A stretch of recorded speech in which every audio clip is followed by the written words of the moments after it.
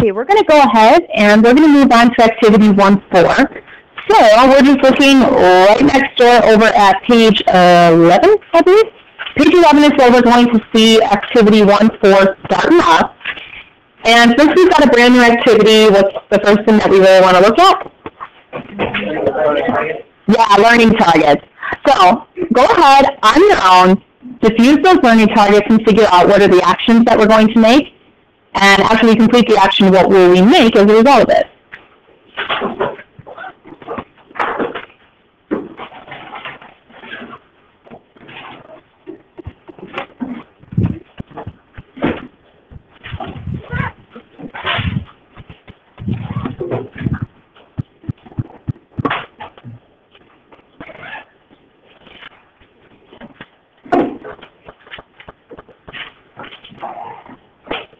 Okay, so you should have figured out at this point that what we're going to be doing is we're going to be analyzing visual techniques for this activity, and we're also going to create a visual. That's pretty sweet. We're watching a video, we're making a picture. That's a pretty awesome activity. That's pretty nonchalant, not too much hardship facing us at the moment. So our next step, we're just going to go ahead and read that chunk of text right below the learning target. So could you please, Derek, could you read that info right below the learning target? As part of the requirements for embedded assessment, we'll be creating an illustrating framework. Understanding how filmmakers create visuals for films can help you transform written images and details into illustrations or film images. Awesome.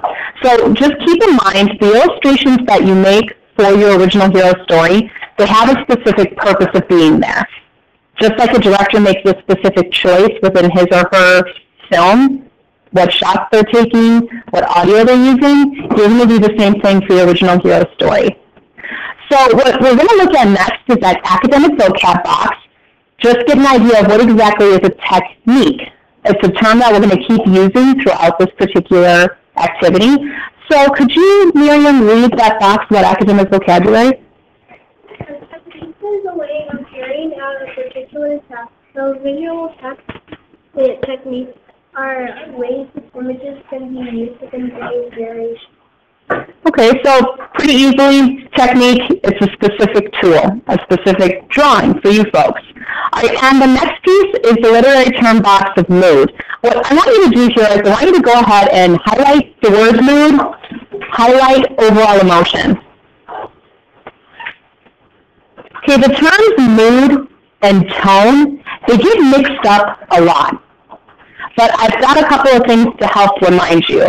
First little trick, a student actually told me their 7th grade teacher used a mnemonic device. Mood is me, my emotion, how I feel. Me mood, mood me. So try and remember if you're stuck between those two terms of mood and tone, mood is how you feel as a result of what you read, or how you feel as a result of what you viewed. Tone was how the author felt. Tone is how the director felt.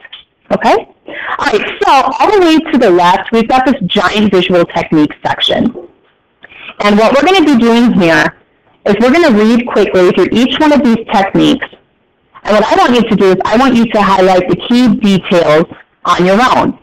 So I'm not going to go ahead and tell you what stuff to highlight. You highlight what's most important to you.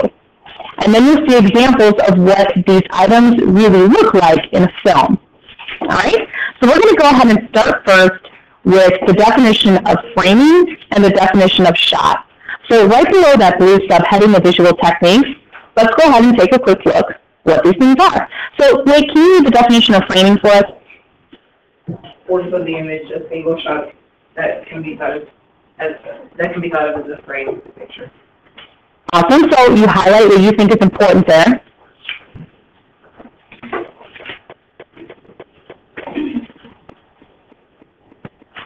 And that next word, the idea of the single shot, could you read that for us, please, Jalen?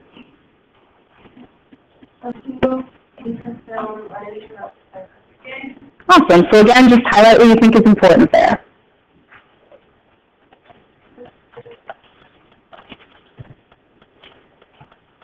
All right, now the next thing that we're going to go ahead and do is we're going to look at specifically the types of shots.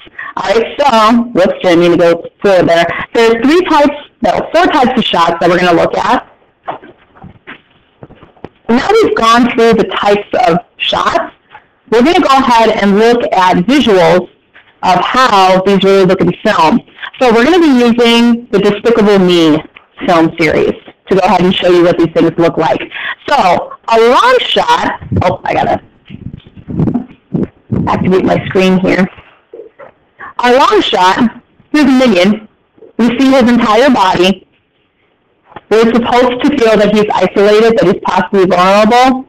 So for those of you that were into those Despicable Me's, a lot of times these guys that stood alone near the end of the movie, what generally happened to them?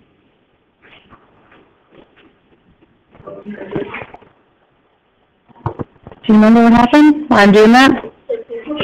They got pushed by someone else, or another minion came up behind them and started arguing with them, right?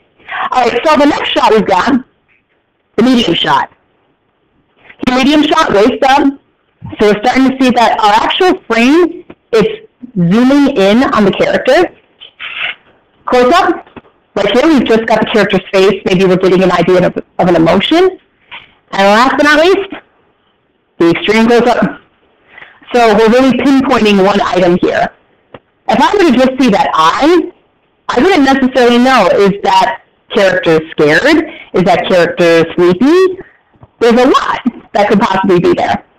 Okay, now just really quick, I'm going to go backwards and forwards one more time so you get an idea of how these shots work. So when you start with the long shot, you're standing as far away from the character as possible. The medium shot, to the close-up, to the extreme close-up, we're closing in on one specific character. All right? Now, we're going to go ahead and look at camera angles. So right below where all these shots are listed, there's 3 types of camera angles that can be used. We're going to do the same process, read and highlight the key details about these descriptions. All right, just like last time, here's some examples from Despicable Me to help you get these ideas together. So, oops, once again, I have to get used to activating my screen here. Eye level. Normal. Nothing fancy about it, just here are my characters in their setting. Next up, we've got the high angle shot. So the camera is above where the characters are at, and we're supposed to see these minions as tiny, as weak, powerless creatures. And the last is a low angle. So the camera's hiding somewhere near the character's feet, looking upwards. Now Gru, who does have quite a large chest, well, now he looks even more bigger, even more powerful, even more intense than he normally would. All right, the next piece we're going to look at are the camera points of view. And the camera points of view, there's only 2 possibilities here. So with these 2 possibilities, I want you to read those on your own and highlight key information on your own.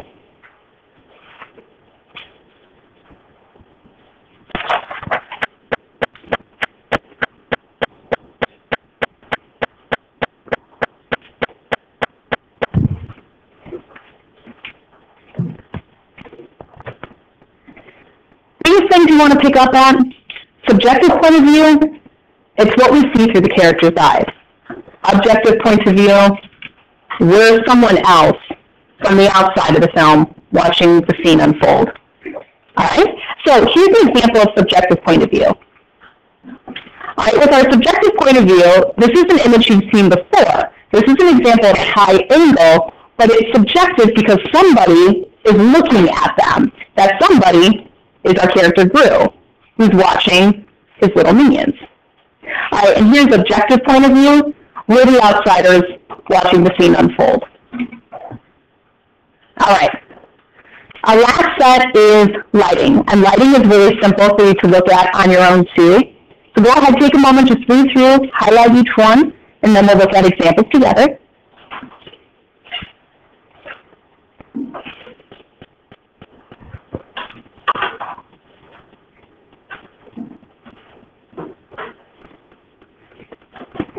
One thing I would make sure to highlight in high key is bright open mode. One thing I would make sure to highlight in low key is suspense or suspicion. There's a reason why directors use dark shadows when they're filming a scary movie. They want you to feel out of sorts. You can't see what's happening. You're not sure what's going to appear next. So here's our example of high key lighting. So we've got, what was his name, Vector? Yeah. All right, so we've got Vector on his giant spinning thing. He has some kind of spaceship. And we've got this bright ball of light, the sun behind him, that's blinding us. But not only that, we're getting blinded by this giant ray gun that he has. High key lighting, we've got Gru preparing for an adventure. And we've got this dark scene around us. It's kind of ominous. We're not sure what's going to happen to Gru, so we've got the suspense building up. And lastly, just basic neutral lighting. So there's nothing that's being hinted at. It's just, hey, watch the scene unfold. All right? So those are all the types of visual techniques. And these are techniques that you're going to analyze in our film clip. So I want you to take a look at step 2. And we're going to see if you're on the right track here. If you're able to identify what technique would work for a mood you're wanting to have your audience feel. All right, could you read step 2 for us, please, Blake?